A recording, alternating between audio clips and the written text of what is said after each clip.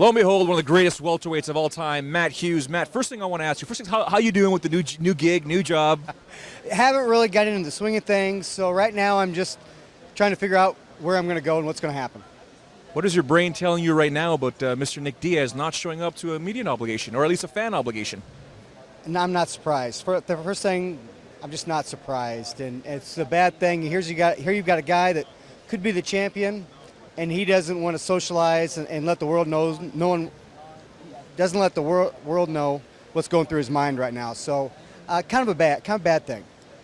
But we do know he does have social anxiety disorder, and there's been a bunch of different things medically speaking in terms of Nick Diaz. So to some of us it's understandable, to others it's like, listen, you have to do this. How much of that is going to come into play when you start looking at a situation like Nick?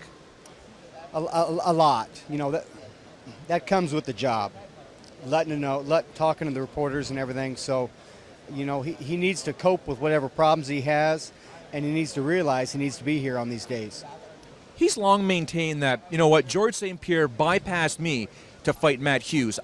I wanted to fight Matt Hughes before George did, and then George's career sort of took off while Nick's sort of got derailed and went to Strikeforce and you know, companies of that nature there. When you look at this fight here, is Nick focusing on the correct way of beating a guy like George St Pierre, or is this simply a situation of, you know what, let these two guys fight and let them duke it out sort of thing? I think Nick is trying to play his cards in the way he's trying to get in GSP's head, which could work out for him. So I think he needs to concentrate totally on George, not about any other fighters, but he is trying to play the Nick Diaz card where he's trying to get in his head a little bit.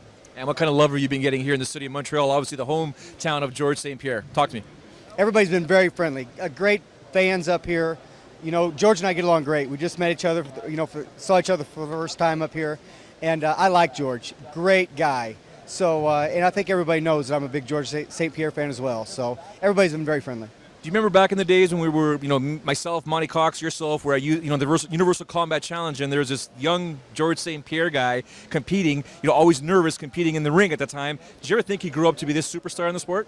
Back then, you know, I didn't pay much attention to George. He was a young kid, you know, so I do remember that. That was probably the last time I was here in Montreal, and that's probably been 10, 11 years ago, maybe, I don't know, 12 years ago.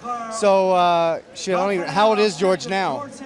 31, is it? Yeah, so he was 21 or something, you know, or 20, 21, so he's changed a lot, and he's done really some good things. As always, thank you very much for your time. We want to wish you the best of luck in the future. Thank you, sir. Thank you, everybody. There you have it, one of the greatest welterweights to ever compete inside the octagon, Matt Hughes.